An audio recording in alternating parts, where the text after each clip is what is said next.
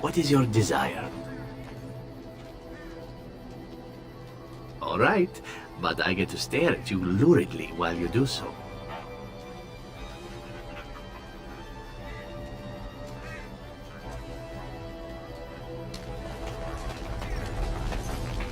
Something on your mind? Of course. Such as they are. What is your desire?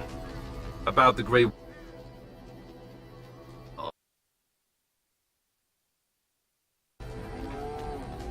Of course. Others, yes, but not yourself. I need someone who's trained first as a warrior. It's as much about discipline as anything. I guess if I'm going to give up Chantry secrets, I may as well go all the way. Send whoever you want trained to me in camp, and I'll see what I can do.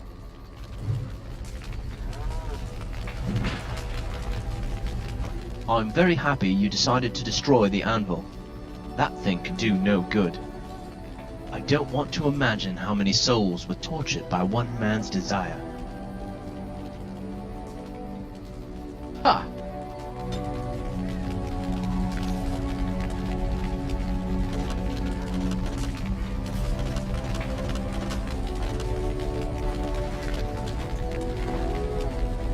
Well, aren't you sweet and attentive?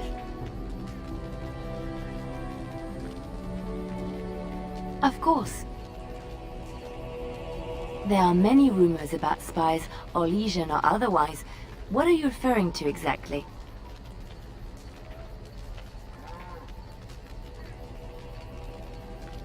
I admit I have done many despicable things in my lifetime. I do what I have to do. So do you. So does everybody. Sometimes we must do terrible things to get what we want. If it is any consolation, I always try to use non-violent means to achieve my ends.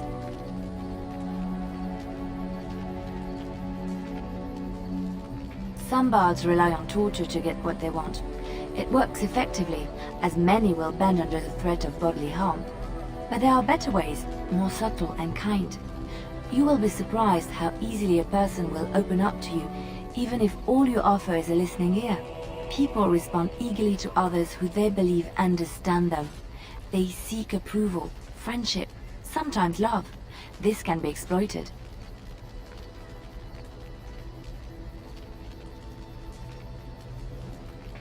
You don't think it is? I took what I wanted from them, leaving them none the wiser and unharmed. It is a game, one that can be won with little bloodshed if one plays well.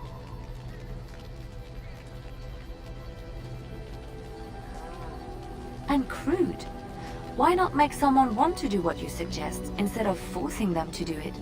Everyone can be seduced by the right woman. The trick is predicting who she is and becoming her.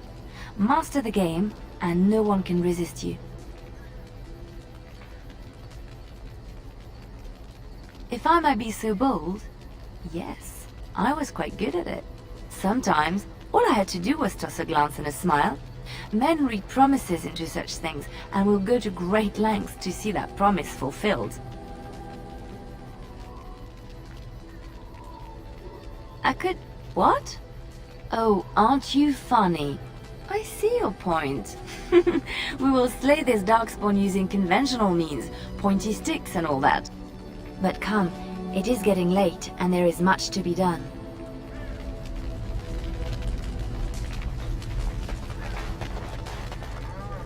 What's on your mind?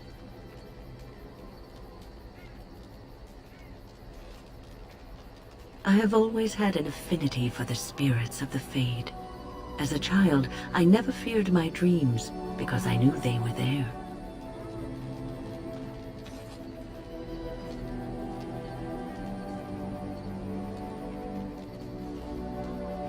I've always been able to feel the spirits, even if I never saw them. And as I nurtured my talent in the circle, I became more sensitive. I began to notice every time I was in the Fade, whether it was in a dream or in magical practice, that I was being watched. Sometimes I would see it, a glowing, nebulous form. Most times I would just feel its presence, gentle and comforting, but somehow alien. I think it is a spirit of faith. They have never been seen before, and perhaps I am wrong. But something tells me I'm not. It always felt like the same entity. This one spirit was curious about me, and was guarding me, for want of a better word.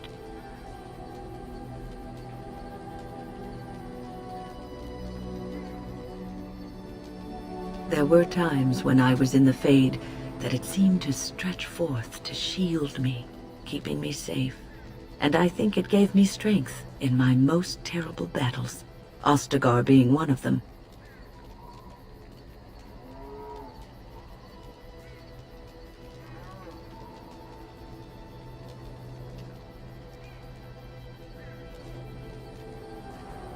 I don't know why I was chosen.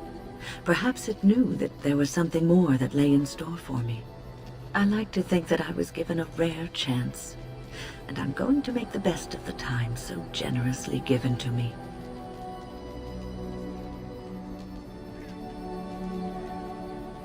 I will not lie motionless in a bed with coverlets up to my chin, waiting for death to claim me. That is not the death for me.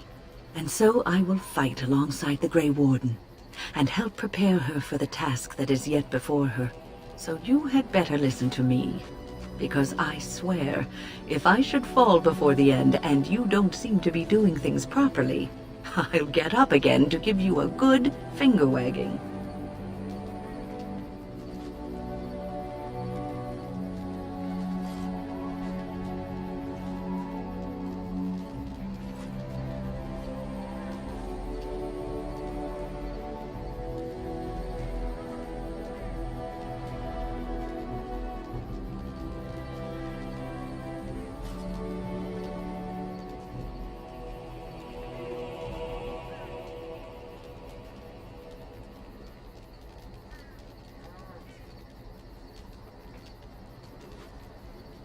Joking?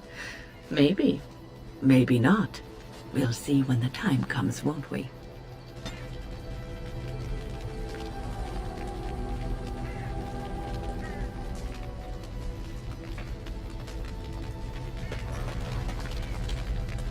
Come to talk to old Ogren, have you? Don't know why.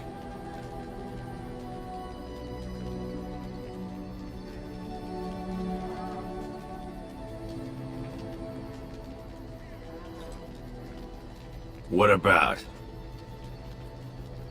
It's sounding great.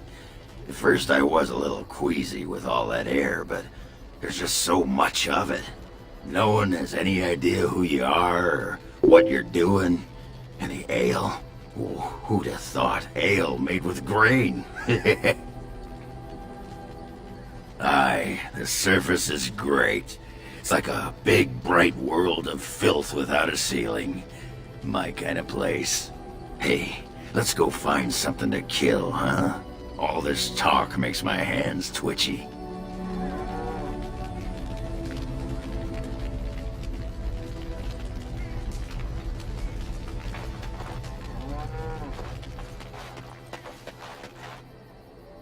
You are not quite as callow as I thought.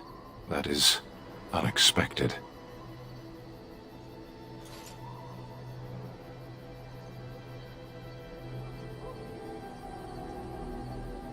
Callow? It is a word in your tongue. It means without feathers, as a new-hatched bird.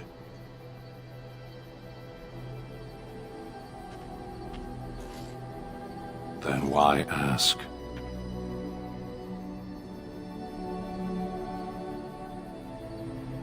You probably give most people that impression. You'll get over it, eventually.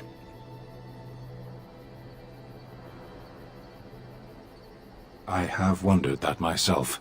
It is one of the many things I find puzzling about your behavior.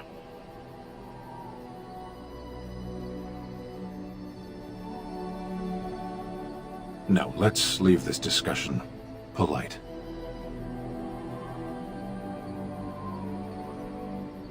I caged myself.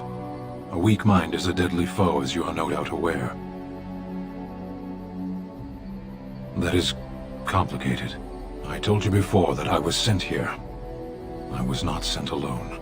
I came to your lands with 7 of the Beresad, my brothers, to seek answers about the Blight. We made our way across the Ferelden countryside without incident, seeing nothing of the threat we were sent to observe. Until the night we camped by Lake Calenhad. They came from everywhere. The earth beneath our feet, the air above us. Our own shadows harbored the Darkspawn. I saw the last of the creatures cut down, too late. I fell.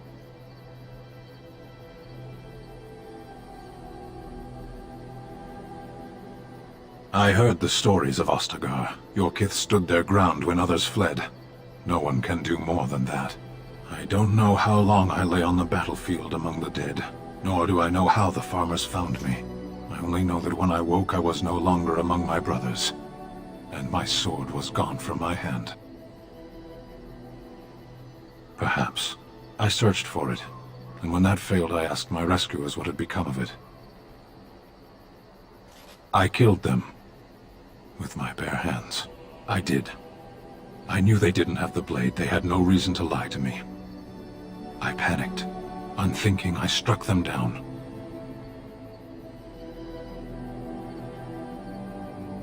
Do your people have no souls as we know them? Convenient for you. That sword was made for my hand alone. I have carried it from the day I was set into the Beresad. I was to die wielding it for my people. Even if I could cross Ferelden and Tevinter unarmed and alone to bring my report to the Arishok, I would be slain on sight by the Antam. They would know me as soulless, a deserter. No soldier would cast aside his blade while he drew breath.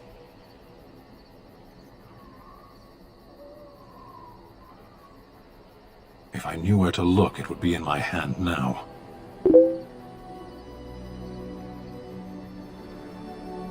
What would you have me do? It could be anywhere by now.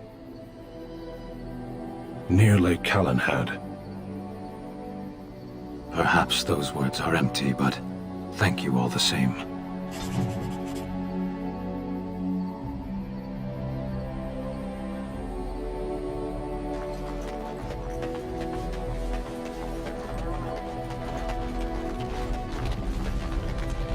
What comes, my friend?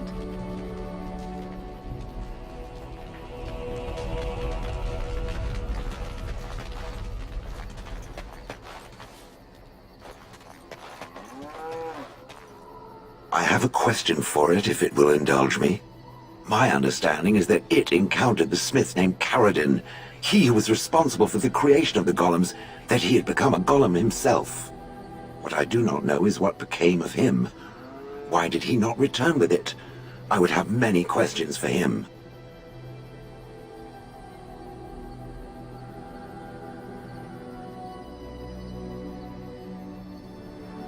Dead?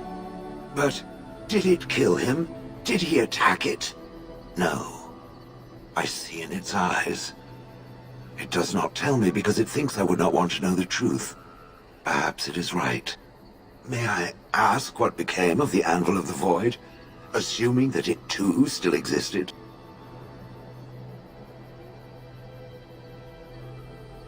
Then it was no doubt for the best. With Caradin also goes any chance I might have had of finding answers on my past, I assume. Tell me, did it find out anything from Caradin? Anything at all about how I might have been made? Meaning that I was once a living creature? That seems highly unlikely, and more than a little insulting. Is it certain?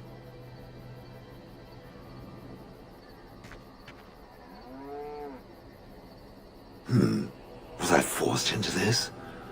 Or simply glad to abandon a frail body? And more importantly, who was I? I simply must know. I cannot help but believe that answers lie elsewhere in the deep roads. We must look. Yes, no, I don't know. If it can search the deep roads, I may remember something. If not, then I will have to wait.